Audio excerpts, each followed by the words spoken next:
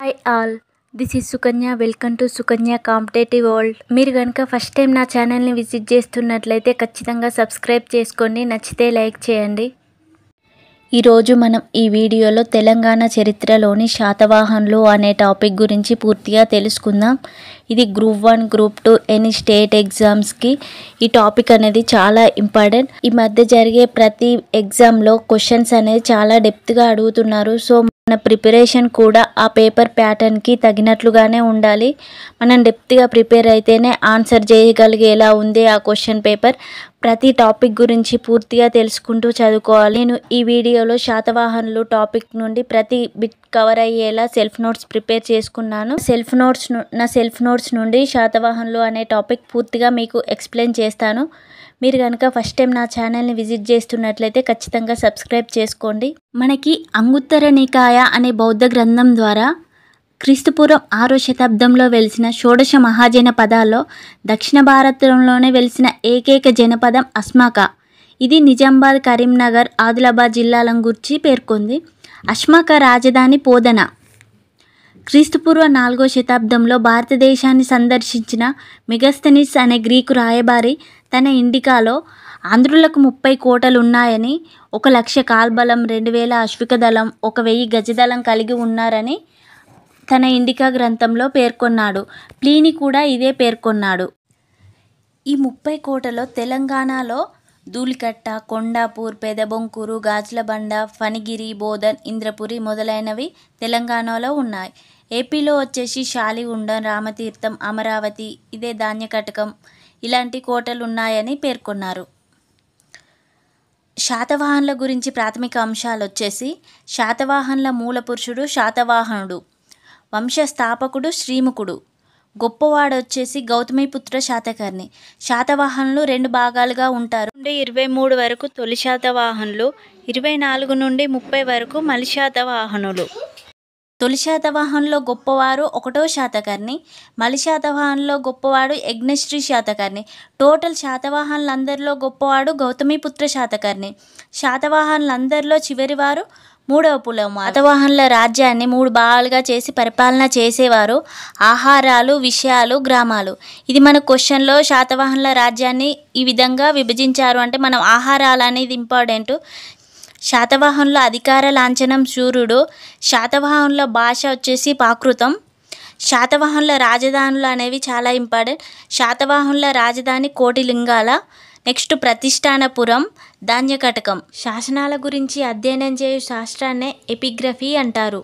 First వచ్చేసి నానాగఢ్ శాసనం. దీన్ని వేయించింది దేవి నాగానిక. ఈ శాసనంలో 1వ శాతకర్ణి విజయాల గురించి, 1వ శాతకర్ణి అశ్వమేధ యాగం చేసినట్లుగా, ఉజ్జయిని పుష్యమిత్ర శుంగుని ఓడించినట్లు, కరింగ కాలవేల్ని ఓడించినట్లు మనకి ఈ శాసనం ద్వారా తెలుస్తుంది.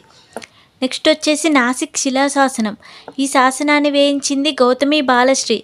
గౌతమిపుత్ర శాతకర్ణి విజయాల గురించి ఈమె ఇందులో వివరించింది. ఇష్టపుత్ర పులోమావి కాలంలో ఈ శాసనాన్ని వేయించింది. నెక్స్ట్ హతిగుంప శిలాశాసనం. ఈ శాసనాన్ని వేయించింది కళింగరాజు కారవేళ్ళు. ఇతను మొదటి శాతకర్ణి ఓడించినట్లు ఈ శాసనం ద్వారా వివరించారు. గుంటుపల్లి శిలాశాసనం. ఈ శాసనాన్ని వేయించింది కరింగ కాలవేళ్ళు. గిర్నార్ లేదా జునాగఢ్ శాసనం. ఈ శాసనాన్ని వేయించింది శకరుద్రదముడు. శకరుద్రదముడు వాసిష్ఠపుత్ర పులోమావిని ఓడించినట్లు శివశ్రీ శాతకర్ణికి తన కుమార్తె రుద్రదమకుతో వివాహం చేసినట్లు ఈ శాసనం ద్వారా తెలుస్తుంది. పట్టిప్రోల శిలాశాసనం. కుబేరుడు వేయించాడు. మేకధోని శిలాశాసనం. 3వ పులోమావి వేయించాడు. ఇందులో గ్రామరక్షణ అధికారం, గుల్మిక అనే పదాల గురించి వివరించారు. అశోకుని 13వ శిలాశాసనం. ఈ శాసనం ప్రకారం శాతవాహనులు అనేవారు మౌర్యుల సామంతులని తెలుస్తుంది. ఎర్రగుడి, రాజుల మందగిరి శిలాశాసనాలు. ఇవి సింధు నాగరికత గురించి, అశోకుని గురించి, గురువు తన శిష్యులకు నడవడిక బోధన గురించి ఈ శాసనం ద్వారా తెలుస్తుంది. అందవ్ శిలాశాసనం. ఇది కార్దమక చెస్టోడు వేయించాడు. తలగుండు శిలాశాసనం. దీన్ని కిదంబ శాంతివర్మ వేయించాడు. శాతవాహనుల సాహిత్య గ్రంథాల గురించి చూద్దాం. ఐతరేయ బ్రాహ్మణం. ఐతరేయ బ్రాహ్మణం ఆంధ్రుల ప్రస్తావన గురించి, ఆంధ్రులు విదర్భకు దక్షిణాన నివసించారని, వీరు అనార్య జాతులని ఈ ఐతరేయ బ్రాహ్మణం తెలుపుతుంది. మత్స్య పురాణం. మత్స్య పురాణం ప్రకారం శాతవాహనులు అనేవారు 30 మంది రాజులు క్రీస్తుపూర్వం 225 నుంచి క్రీస్తుశకం 220 వరకు టోటల్గా 450 సంవత్సరాలు పాలించారని తెలుపుతుంది. వాయుపురాణం. వాయుపురాణం ప్రకారం శాతవాహనులు అనేవారు 17 మంది రాజులు 300 సంవత్సరాలు పాలించారని తెలుస్తుంది. శాతవాహనుల కాలం నాటి ఇంపార్టెంట్ గ్రంథాలు: గుణాఢ్యుడు రచించిన గ్రంథం వచ్చేసి బృహత్ కథ. ఇది పైశాచిక భాషలో రచించబడింది. గుణాఢ్యుడు అనేవాడు తెలంగాణలో ఫస్ట్ లిఖిత కవి. హాలుడు రచించిన గ్రంథం వచ్చేసి గాథ సప్తశతి. కుతూహలుడు రచించిన గ్రంథం లీలావతి పరిణయం. శర్వవర్మ రచించిన గ్రంథం కాతంత్ర వ్యాకరణం. సోమదేవసూరి రచించిన గ్రంథం కథాసరిత్సారం. క్షేమేంద్రుడు రచించిన గ్రంథం బృహత్ కథా మంజరి. బుద్ధస్వామి రచించిన గ్రంథం బృహత్ కథా శ్లోక. హరిసేనుడు రచించిన గ్రంథం బృహత్ కథా కోశం. వరాహమిహిరుడు రచించిన గ్రంథం బృహత్ కథా జాతకం. చాయుడు రచించిన గ్రంథం కామసూత్ర న్యాయభాష్యం. ఆర్యమండుశ్రీ రచించిన గ్రంథం మూలకల్ప. శాతవాహనుల కాలంలో రచించిన విదేశీ గ్రంథాలు వచ్చేసి మెగస్తనీస్ ఇండికా, ప్లీనీ రచించిన న్యాచురల్ హిస్టరీ, టాలమీ రచించిన ది గైడ్ టు జోగ్రఫీ, పేరు తెలియని రచయిత రచించిన Periplus of the Erythraean sea, ఎర్ర సముద్రంపై దినచర్య, హ్యుయేత్సాంగ్ రచించిన సీయూకి, బాణుడి హర్ష చరిత్ర, భీమసేన జాతకం, శరివణజం శాతవాహనుల ప్రస్తావన గురించి, ఆంధ్రనగరి గురించి తెలుపుతుంది. గుణాఢ్యుడి బృహత్ కథ. చాయుడు రచించిన గ్రంథం కామసూత్ర న్యాయభాష్యం. ఆర్యమండుశ్రీ రచించిన గ్రంథం మూలకల్ప. శాతవాహనుల కాలంలో రచించిన విదేశీ గ్రంథాలు వచ్చేసి మెగస్తనీస్ ఇండికా, ప్లీనీ రచించిన న్యాచురల్ హిస్టరీ, టాలమీ రచించిన ది గైడ్ టు జోగ్రఫీ, పేరు తెలియని రచయిత రచించిన Periplus of the Erythraean sea, ఎర్ర సముద్రంపై దినచర్య, హ్యుయేత్సాంగ్ రచించిన సీయూకి, బాణుడి హర్ష చరిత్ర. శాతవాహన రాజులు అనేక నాణాలు వేయించారు. నాణాల గురించిన అధ్యయనాన్ని న్యూమిస్మాటిక్స్ అంటారు. శాతవాహనుల నాణాల్లో ముఖ్యమైనవి పోటీ నాణాలు. ఇవి రాగి, తగరం, సీసంలతో తయారవుతాయి. నెక్స్ట్ సువర్ణ నాణాలు. ఇవి బంగారంతో. కర్షాపణలు వెండి. నాణాలపై ఎద్దు, సింహం, స్వస్తిక్, ఏనుగు, ఉజ్జయిని, ఓడ, రోమ్ గుర్తులతో వేశారు. రోమ్ నాణాలు వచ్చేసి శాలిగుండం, నాగార్జున కొండ వద్ద లభ్యమయ్యాయి. కొండాపూర్లో టంకశాల బయల్పడింది. శాతవాహనుల నాణాలు రాణాగోభద్ర, సమగోప పేర్లతో వేశారు. శ్రీముకుడు నాణాలు కోటిలింగాల, ధూళికట్ట, పెదబొంకూర్, కొండాపూర్లో లభ్యమయ్యాయి. శాతవాహనుల కాలంలో నిర్మాణాలు వచ్చేసి కొండాపూర్, మునులగుట్ట, పెదబొంకూరు, ధూళికట్ట, నాగార్జునకొండ, పారమితా విహారం, ఏలేశ్వరం, అజంతా ఎల్లోరా గుహలు. ఇందులో మనకి ముఖ్యమైన కొండాపూర్ అనగానే టంకశాల గుర్తు రావాలి. కోటిలింగాల శాతవాహనుల మొదటి రాజధాని. మునులగుట్ట ప్రముఖ జైన క్షేత్రం. నాగార్జునకొండ బౌద్ధమత క్షేత్రం. ధూళికట్టలో నాగముల్చింద శిల్పం లభించింది. పెదబొంకూరులో కుమ్మరి చక్రం, ఇనుపగొడ్డలు లభించాయి. ఇవి గుర్తుపెట్టుకోవాలి మనం. జన్మ సిద్ధాంతాలు. విఎన్ సుక్తాంకర్ ప్రకారం శాతవాహనులు అనేవారు కర్ణాటక చెందినవారని మేకధోని శిలాశాసనం, పల్లవ శివస్కందవర్మ వేయించిన హిరగడవల్లి శిలాశాసనం ద్వారా తెలుస్తుంది. మహారాష్ట్రవాదం. పిటి శ్రీనివాస అయ్యంగార్, గోపాలాచారి వీరు మహారాష్ట్రకు చెందినవారని నానాఘాట్, నాసిక్ శిలాశాసనం ఆధారంగా ప్రతిపాదించారు. విదర్భవాదం. వివి మిరాసి గౌతమిపుత్ర శాతకర్ణికున్న బిరుదు ఆధారంగా, బెన్నా కటకస్వామి ఆధారంగా వీరు విదర్భవారని ప్రతిపాదించారు. ఆంధ్రవాదం. కె గోపాలాచారి శాతవాహనుల రాజధాని శ్రీకాకుళం అని, శాతవాహనులు ఆంధ్రులని ఈయన ప్రతిపాదించాడు. తెలంగాణవాదం. అజయ్ మిశ్రా శాస్త్రి, పివి పరబ్రహ్మ శాస్త్రి శాతవాహనుల రాజధాని కోటిలింగాల అని, అక్కడ దొరికిన శ్రీముఖుని నాణాల ఆధారంగా ఈయన ప్రతిపాదించాడు. వంశనామం. బ్రిజిలిస్కీ సిద్ధాంతం ప్రకారం సాతా అనగా గుర్రం అని, హన్ పహన్ కర్ణి అనగా కొడుకు అని అర్థం. అనగా అశ్వమేధం చేసిన రాజు సంతతి శాతవాహనులు అనేది ప్రిజులిస్కీ సిద్ధాంతం మనకి తెలుపుతుంది. జినప్రభవనూరి సిద్ధాంతం ప్రకారం ఇతడు జైనమత రచయిత. ఇతని ప్రతిష్టానపురకల్పం అనే జైనమత గ్రంథం ప్రకారం ప్రతిష్టానపురంలో ఉన్న ఒక బ్రాహ్మణ సోదరులకు ఒక సోదరి కలదు. ఆమె విధవ. ఈమె నాగరాజును ప్రేమించి వివాహమాడింది. వీరికి ఒక కుమారుడు జన్మించాడు. ఈ బాలుడు మట్టితో ఏనుగులను, గుర్రాలను తయారు చేసి తోటివారికి ఇవ్వడం మొదలుపెట్టాడు. ఈ విధంగా శతాది వాహనాలను ఇవ్వడం వల్ల శాతవాహనులు అనే పేరు వచ్చింది. నెక్స్ట్ దీపకర్ణి సిద్ధాంతం. సోమదేవసూరి రచించిన కథాసరి సాగరంలో దీపకర్ణి కథ కలదు. ద్వాతంత్రిక పుత్తలిక గ్రంథం ప్రకారం సాతుడు అనే బ్రాహ్మణుడికి నాగశ్రీకి జన్మించిన వారు శాతవాహనులని దీని ప్రకారం తెలుస్తుంది. అభిధామ చింతామణి ప్రకారం సుఖప్రదమైన వాహనం కలవారు వీరు అని తెలుస్తుంది.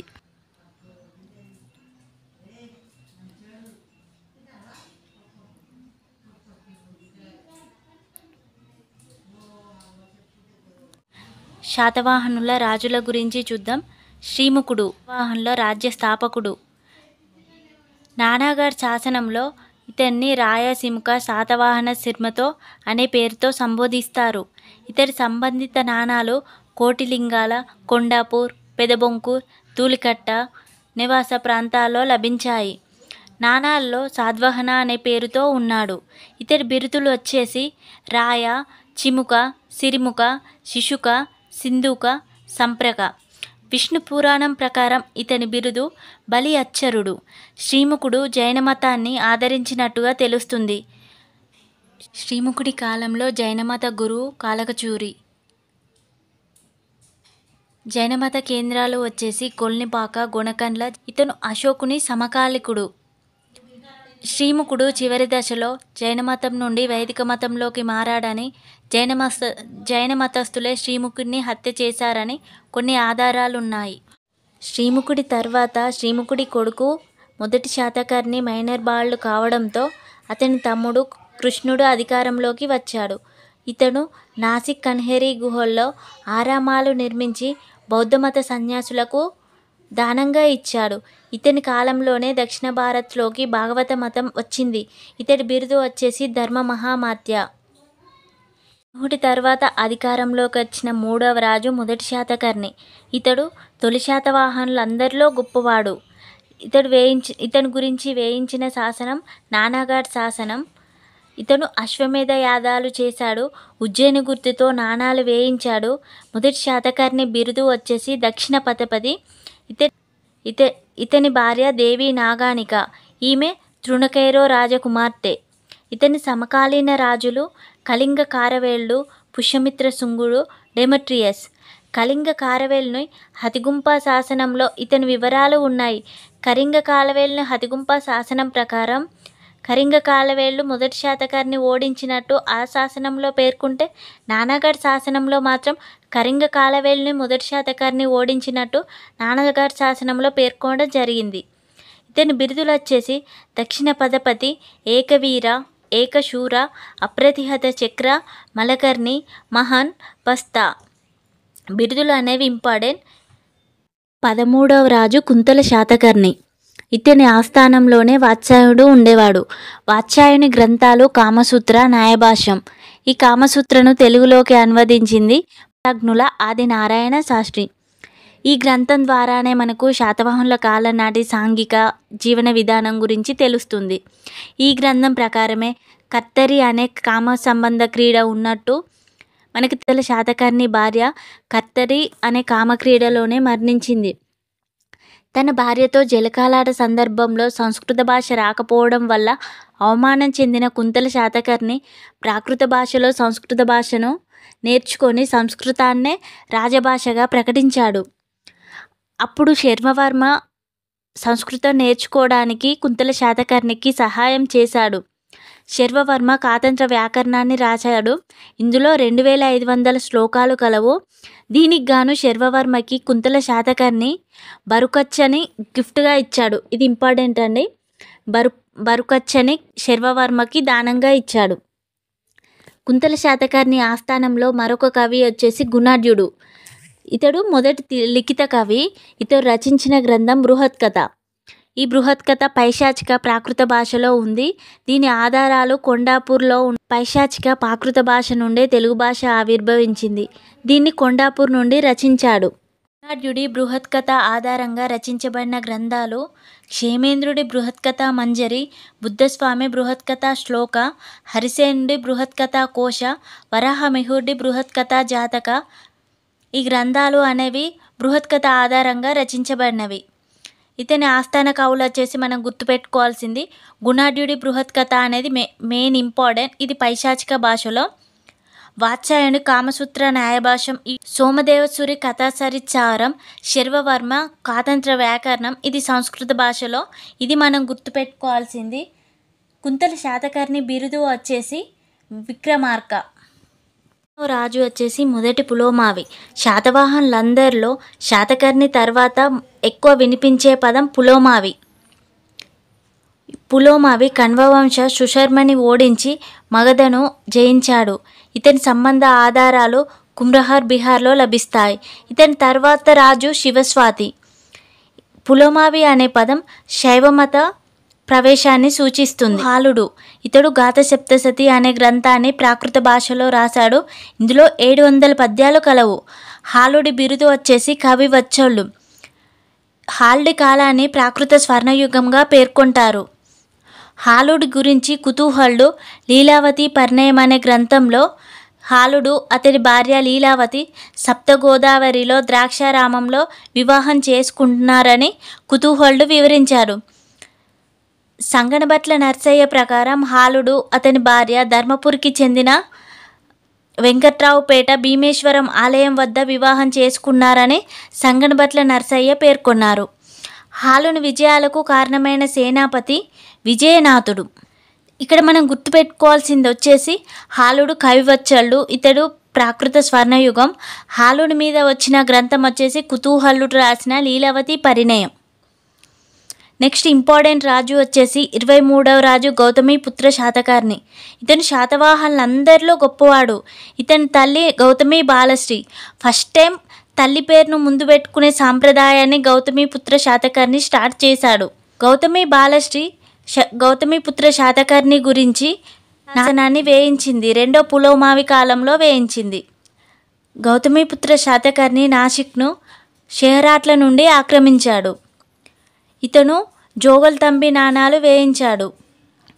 గౌతమిపుత్ర శాతకర్ణిని విక్రమార్కుడిగా పేర్కొన్నవారు కాళికాచూరుడు. ఇతని చేతిలో మరణించిన శకరాజు నహపానుడు జోగల్తంబి అనే యుద్ధంలో చనిపోయాడు. ఇతను ఆక్రమించిన ప్రాంతాలు అకర, అవంతి, అస్మాక. ఇతని మంత్రి వచ్చేసి శివగుప్తుడు.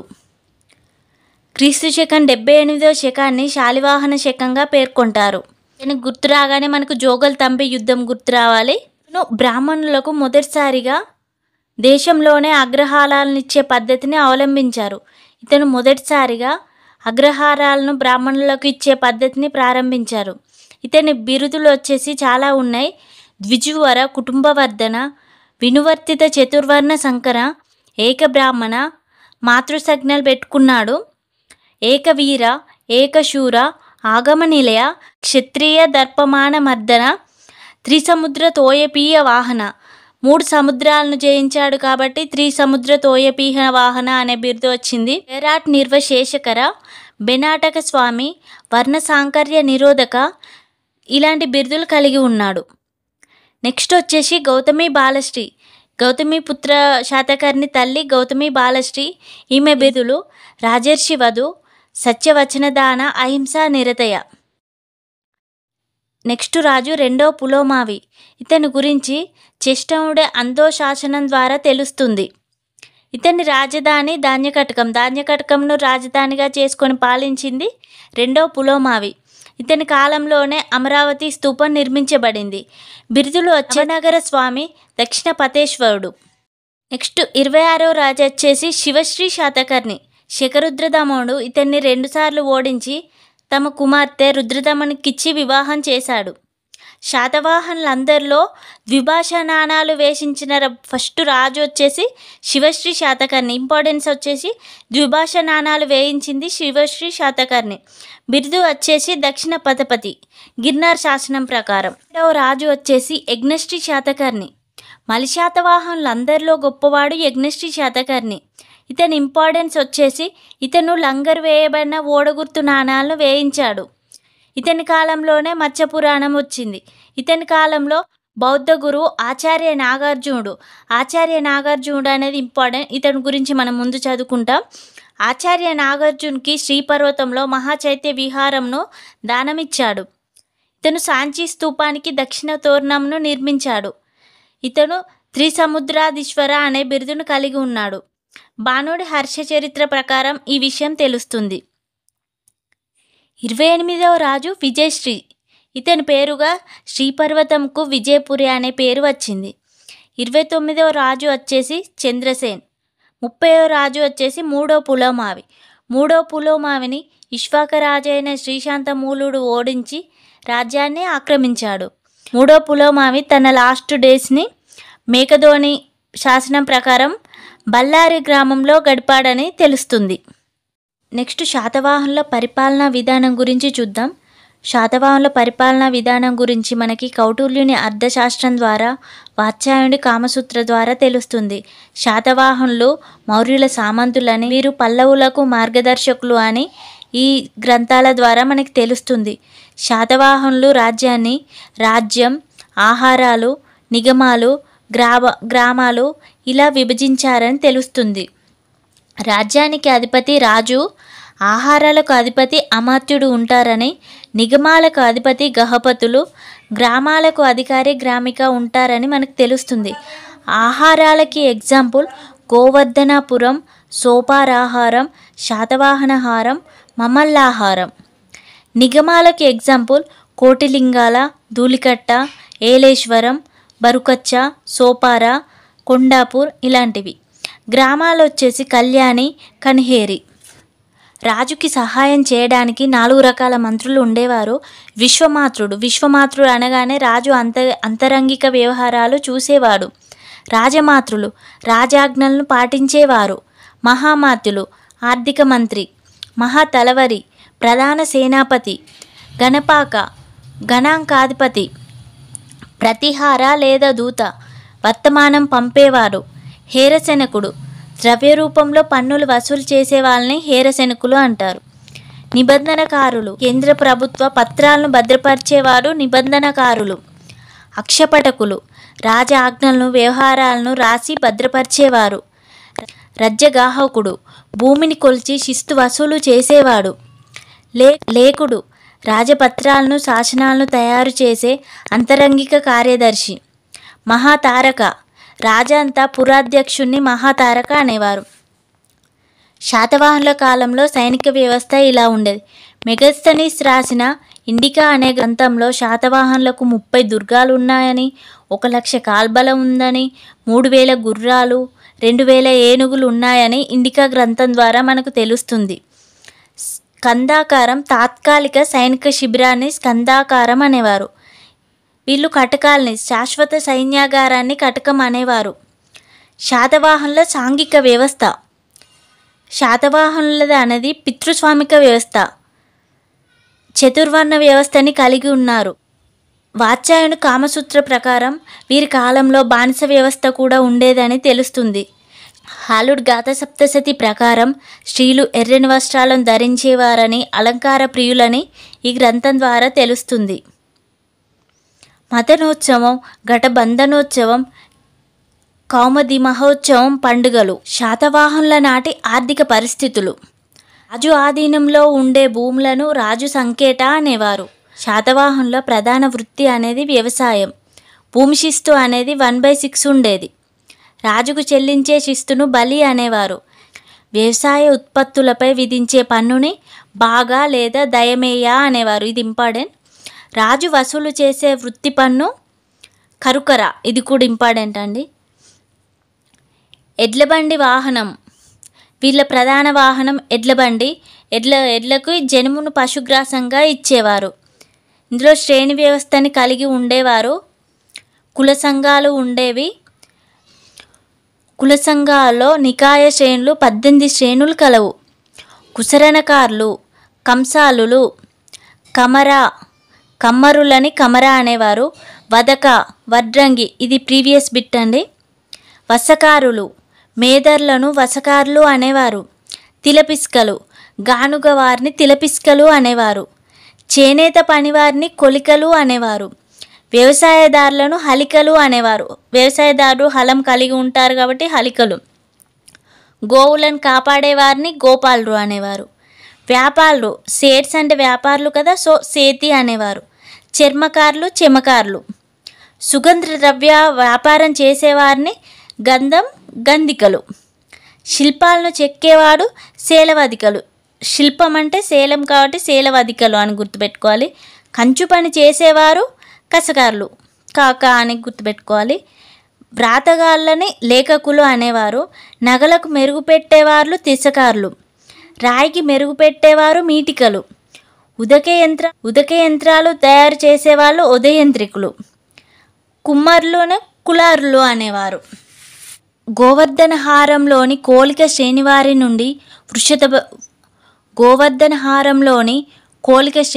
నుండి వృషభదత్తుడు 100కి నెలకు ఒక కర్షాపణం చొప్పున 12% వడ్డీతో 2000 కర్షాపణలను అప్పుగా తీసుకొని వడ్డీతో పాటు మొత్తాన్ని చెల్లించగా దాన్ని కొలికశ్రేష్ఠ నాసిక విహారంలోని 20 మంది భిక్షులకు సంవత్సరానికి 12 కర్షాపణల చొప్పున ఇచ్చినట్లుగా తెలుస్తుంది. ఇక్కడ పన్ను వసూలు చేసి అక్కడ విహారంలోని భిక్షులకు ఇచ్చేవారు. శాతవాహనుల కాలం నాటి వ్యాపార నగరాలు, ఇవి కూడా ఎగ్జామ్ పాయింట్ ఆఫ్ వ్యూలో ఇంపార్టెంట్. గూడూరు అనేది సన్న బట్టలకు ఫేమస్. వినుగొండ ఇది లోహ పరిశ్రమకి ప్రసిద్ధిగాంచింది. పల్నాడు వజ్ర పరిశ్రమకి ప్రసిద్ధిగాంచింది. గుంటుపల్లి రాగి ఇనుము. కరీంనగర్ ఇది స్టీలు పరిశ్రమకి. కొండాపూర్ ఇనుము పరిశ్రమకి. శాతవాహనుల కాలం నాటి వర్తక వాణిజ్యాలు, ఇక్కడ నుండి మనకి బిట్ వచ్చే అవకాశం ఉంది, చూడండి. బరుకచ్చ లేదా బరుకచ్చ ఇది గుజరాత్ ప్రాంతంలోని బోచ్ అనే ప్రాంతంలో ఉంది. సోపారా ఇది మహారాష్ట్రలోది. కళ్యాణి కర్ణాటక. దీన్ని శకులు దండెత్తి ధ్వంసం చేసినట్లుగా అజ్ఞాత నావికుడు రాసిన Periplus of the Erythraean sea అనే గ్రంథం ద్వారా తెలుస్తుంది. వైజయంతి ఇది కర్ణాటక. తూర్పు తీర ఇక్కడ ఇవి అన్ని పశ్చిమ తీర ఓడరేవులు. నెక్స్ట్ తూర్పు తీర ఓడరేవులు. మైసోపియా మచిలీపట్నం. కంటకశాల ఘంటశాల. ఈ తాళమి ఘంటశాలను కంటకశాలగా వర్ణించాడు. ఇది బుద్ధుని గుర్రం పేరు. కొడ్డాయిరా గూడూరు కృష్ణాలు. కోరంగి ఎపిటేరియస్. అరికమేడు మద్రాస్ ప్రాంతంలో ఉంది. దీని నుండి రోమ్తో వ్యాపారం చేసేవారు. రోమ్కి చెందిన బంగారు నాణాలు ఘంటశాల, శాలిగుండం, నాగార్జునకొండ, వినుకొండలో లభ్యమయ్యాయి. ధాన్యకటకం వచ్చేసి గుంటూరు. బహుధాన్యాపురం బోధన్. శాతవాహనుల సాహిత్యం చూస్తే వీరి సాహిత్యం ప్రాకృత భాషలో ఉండేది. ఇందులో కవయిత్రులు వచ్చేసి అనులక్ష్మి, మాధవి, రేవతి, అనుపమలబ్ధ, మకరందసేన, చెల్లువ. హాలుడ్ గాథసప్తిలో వివిధ పదాలు బయటపడ్డాయి. అత్త, పొట్ట, వెంట, పత్తి, పిల్ల, పంది, బొంది, పడ్డ, పాడి. ఈ పదాలు ఇప్పటికీ మహబూబ్ నగర్లో అనుసరిస్తున్నారు. వైదిక మతాన్ని, శ్రీముఖుడు వచ్చేసి ఫస్ట్ జైన మతాన్ని, తర్వాత బౌద్ధ మతాన్ని ఆదరించినట్లుగా వివిధ ఆధారాలు మనకి తెలుపుతున్నాయి. శ్రీకృష్ణుడు భాగవతం ద్వారా వైదిక మతం అని వీరు చెప్పవచ్చు. వైష్ణవ మతం నానాగఢ్ శాసనం ద్వారా వీరు వైష్ణవ మతాన్ని ఆదరించారని తెలుస్తుంది. శ్రీకృష్ణుడు ఈ మత స్థాపకుడు. ఈ మత ప్రధాన కేంద్రం మధుర. పౌరాణిక హిందూ మతం అనుసరించినట్లు నానాగఢ్ శాసనంలో తెలుస్తుంది. హాలుడ్ గాథ సప్తశతిలో రాధ, గౌరీ, గణేష, ఇంద్ర అనే ఆ పదాలు కలవు. నెక్స్ట్ వచ్చేసి శైవమత శాఖను కలిగి ఉన్నట్లుగా పాశుపతము లకుడీశుడు రచించిన పాశుపతం అనే గ్రంథం ద్వారా తెలుస్తుంది. ఆరాధ్య దైవం వచ్చేసి పశుపతి. పశు అంటే వ్యక్తి ఆత్మ, పతి అంటే సర్వేశ్వరుని ఆత్మ. ద్రాక్షారామంలో పాశుపత శైవమఠం కలదు. కుతూహల్లి లీలావతి పరిణయం. ఆంధ్రదేశంలో శైవమత దేవాలయాలు వచ్చేసి గుడిమల్లం, ఇది చిత్తూరులో. పరశురామేశ్వర ఆలయం. శాలివాహనుడు జైన దేవుణ్ణి ఆరాధించినట్లు ఆవశ్యక సూత్రలో పేర్కొంది. 52 జైన దేవాలయాలను నిర్మించాలని జినప్రభసూరి కల్పప్రదీప అనే గ్రంథంలో పేర్కొన్నాడు. కుంటుపల్లి జైనమత స్థావరంగా ఉండేది, తర్వాత ఇది బౌద్ధమత స్థావరంగా రూపొందింది. కొండ కుందాచార్యుడు జైన మతస్థుడు. ఇతడి పేరు పద్మనంది భట్టారికుడు. ఇతడి ఆశ్రమమును కొడకండ్లలో నిర్మించాడు. ఇతని రచనలు వచ్చేసి సమయసారం, ప్రవచనసారం, నియమసారం, ఆయనసారం. నెక్స్ట్ వచ్చేసి బౌద్ధమతం. బౌద్ధమత ప్రధాన కేంద్రం వచ్చేసి ధాన్యకటకం. ఆచార్య నాగార్జునుడు లంకావతార సూత్రవృత్తి ఆధార గ్రంథం దీనికి. ఇతడు శ్రీపర్వతంలో నాగార్జున విశ్వవిద్యాలయాన్ని నిర్మించాడు. ఆచార్య నాగార్జునుడు యజ్ఞశ్రీ శాతకర్ణికి స్పృహుల్లేఖ అనే గ్రంథాన్ని రాశాడు. ఆ కాలంలో ప్రతి విద్యార్థి ఈ గ్రంథాన్ని చదివాడని చైనా యాత్రికుడు ఇత్సింగ్ తెలిపాడు. నృత్య రత్నావళి ఇవి పరిపాలనా విషయాల గురించి తెలుపుతుంది. అమరావతి స్తూపానికి ప్రాకారాన్ని నిర్మించాడు. ఇతని ప్రియ శిష్యుడు ఆర్యదేవుడే ఇతన్ని సంహరించాడని సోమదేవసూరి కథాసరిచారం తెలుపుతుంది. ఆచార్య నాగార్జునుడి బిరుదులు బౌద్ధ సారస్వతానికి అరిస్టాటిల్, మాధ్యమిక దర్శనానికి జీసస్, మహాయానానికి saint Paul, Indian Martin Luther, ఇది ఇంపార్టెంట్, మాధ్యమికవాద ప్రవక్త, రెండవ బుద్ధుడు, ఇండియన్ ఐన్స్టీన్, ఇంపార్టెంట్. బౌద్ధ విద్యా విధానం పబ్బజ అనే వృత్తంతో ప్రారంభమవడం. వాస్తుశైలి చూస్తే స్తూపాలు, ధాతు గర్భాలు, పారిభోజకాలు, ఉద్దేశకాలు ఇవి ఉండడం జరిగింది. ఇవి అమరావతి, బట్టిప్రోలు, నాగార్జున కొండ, లింగాలమెట్ట, గుంటుపల్లి, శాలిగుండం వివిధ ప్రాంతాల్లో ఉండడం జరిగింది. విహారాలు నివాసాలకు వీళ్ళు వాడుకునేవారు. శ్రీపర్వతంపై యజ్ఞశ్రీ శాతకర్ణి 1500 గదులు, 5 అంతస్తుల విహారాన్ని నిర్మించి ఇచ్చెను. చైత్యం నిత్యార్చన చేసుకునే ప్రదేశాన్ని చైత్యం అనేవారు. గుంటుపల్లి పశ్చిమ గోదావరి జిల్లాలో ఉంది. సంగారామం విహారం ప్లస్ చైత్యం కలిపితే సంగారామం అనేవారు. గుహాలయాలు రాతిని తొలిచి నిర్మించినవి. ఎగ్జాంపుల్ గుంటుపల్లి. అమరావతి దేశపు స్తూపాలన్నింటిలో పెద్దది, విశిష్టమైనది. దీన్ని వెలికి తీసిన వారు కల్మర్ మెకంజీ. ఈ స్తూప వాస్తవ ఆధారాలన్నీ లండన్ మ్యూజియంలో భద్రపరచబడ్డాయి. ఈ స్తూపపు గర్భ వ్యాసం 162, అండవ్యాసం 142, చుట్టుకొలత 435, ఎత్తు 67. ఈ స్తూపాన్ని నిర్మించిన వారు నీలుడు లేదా నాగా అశోకుడు. ఈ స్తూప మరమ్మతుకే అశోకునిచే పంపబడిన బౌద్ధ మతాచార్యుడు మహాదేవ భిక్షు. ఈ ప్రాకారంపై బుద్ధుడి జీవిత సంఘటనలు, జాతక కథలు, పంచ కళ్యాణములు చెక్కబడి ఉన్నాయి. ఇప్పుడు శిల్పాలు నాగార్జునకొండ, రామిరెడ్డిపల్లి, మాందాత శిల్పయ్యపేట. శాతవాహనుల పేరు మీద ఏర్పడిన గ్రామాలు వచ్చేసి శాతానికోట, సత్తెనపల్లి గుంటూరులో ఉంది, సాతులూరు కృష్ణా గుంటూరులో ఉంది, సదనపల్లి విశాఖలో ఉంది. ఇప్పుడు శాతవాహనుల టాపిక్ని టోటల్ క్విక్ రివిజన్ చూద్దాం. శాతవాహనులో ఫస్ట్ మూల పురుషుడు వచ్చేసి శాతవాహనుడు. ఇతని పేరు మీదుగానే మనకి శాతవాహనులు అనే పేరు వచ్చింది. రాజ్యస్థాపకుడు వచ్చేసి శ్రీముఖుడు.